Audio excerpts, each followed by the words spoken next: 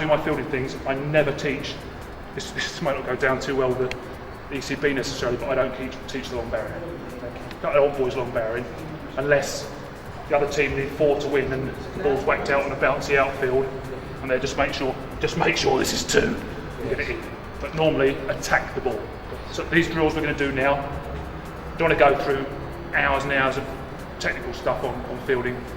That's the point. That's the thing we're going to do is today, attack the ball.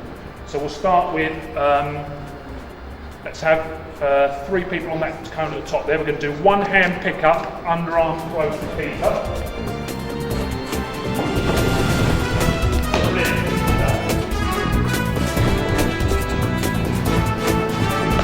Try and get it.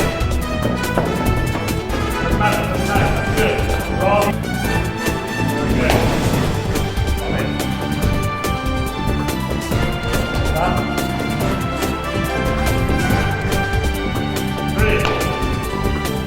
You guys okay? Yeah. You can have your drink with you, fellas. What here, innit? Yeah. But it's good, it's good, it's really, really good. Yeah, there's not much air. I'll open the side door a bit and get a bit of fresh air. You kind of get a positive feeling when you warmed up. You know that your muscles are functioning right. Absolutely. You know what you're doing. You can think straight because when normally when people just go up in the game without stretching, without warming up, they're not mentally fit. They know they can't do it. They can't freeze, they can't run because their legs are too tight, they can't run. They feel like something's holding them back. So very good. It's kind of good exercise. I agree with you. Well done. So 3 things then. You want to go first? Your hand-to-eye coordination with the ball coming in. And again, concentrating on the wicket keeper so you're focused to get the ball in correct. And being quick off the mark so you can get there and get it back and hopefully prevent at least a single, if not more. Well, I think the first thing is that when you're running towards the ball, you know where the keeper's standing. He's not going to move much. So you've got to remember where he exactly is, and you have to keep your eyes on the ball, so that you know that you have your eyes on the ball, so you can pick it up. You don't miss it. The second thing is you need to make sure, according to the ball coming towards you, you need to make sure that you're running at the exact same speed or the speed required. Otherwise, you'd overrun and the ball would just go out. The third thing is your underarm throw. You should not be panicking because sometimes people, just tend to throw a lot quicker. So you need to make sure how far away you're from the keeper, so that you don't overthrow the ball. Okay, good. I think it's covered everything already. You can just repeat it then. Right, but I always think that the best thing is to, whenever the ball's coming towards you, is always keep your eyes on the ball.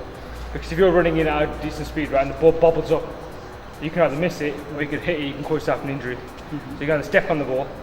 So it's always important to keep your eye on the ball.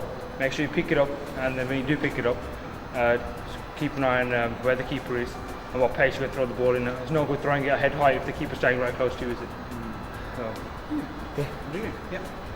For me, it's just one thing. I have to just concentrate on the fielder's hand. As soon as he releases the ball, I have to really concentrate on the ball, where he throws the ball. Because I've got 3 throws that just passed and they were wavered. So I just need to concentrate on that, basically, for me as a keeper. That's fine. Yeah. Yourself, man?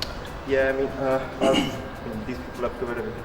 I think the hand-eye coordination is the main thing. The moment you pick the ball, make sure that it's in the hand. Any misfield can obviously result in a run or extra runs. And I guess the most important thing is the quick release. The more quick you release it, the more chances you get a batsman run out or something like that. And obviously it has to be at a comfortable height for a keeper, because if it's not, then as I said, it's not easy to get it down, and then it's going to take time for that. Thanks for your points, guys. So how many parts we can say this drill we can segregate in? How many parts? 1, the start, you rightly mentioned. Ball is coming to you and you are starting to attack the ball. Yeah. So that is 1. Second, pick up Pick the ball. Okay. Third, The throw to the keeper. the release. Fourth, maybe the follow through as well. Follow through, yes. Yeah. So if you analyze cricket as a whole, cricket is all about transfer of momentum. Batting, bowling or fielding. What does it mean in fielding when I say transfer of momentum? What does it mean? in fielding in this particular drill? Like the way you transfer on your thighs, on your legs, and Well, the way you release the ball, well, that's the way you say the Segregating transfer parts. of weight. You know, one particular act into different, segregate them into different parts, like running towards the ball, getting your hand to the ball, and then releasing it. So it's 3 different parts. So probably you're transferring yourself from one momentum to the other because you're running, then you're stopping, and then you're throwing. Exactly. So our momentum starts when we start from there. Then we have to pick the ball, and there might be some sort of hurdle in picking the ball. So we are gaining momentum again, and then we are throwing the ball. Yes? Okay, so what we need to look at when we start to attack the ball? You need to look.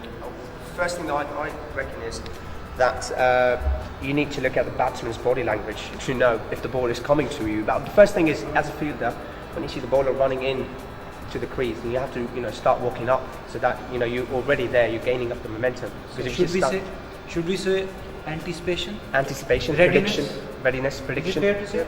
Yes. yeah, I think you always need to walk in because if you're standing stationary like this and the ball comes towards you, you'll take half a second more to get off the mark. Exactly. But if you're already walking in and you're on your toes rather than your heels, you get to the ball more quicker.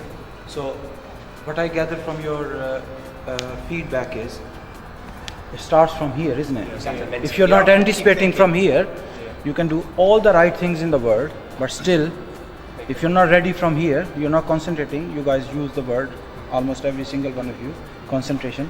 If you're not concentrating, if you're not mentally ready, you cannot do this drill.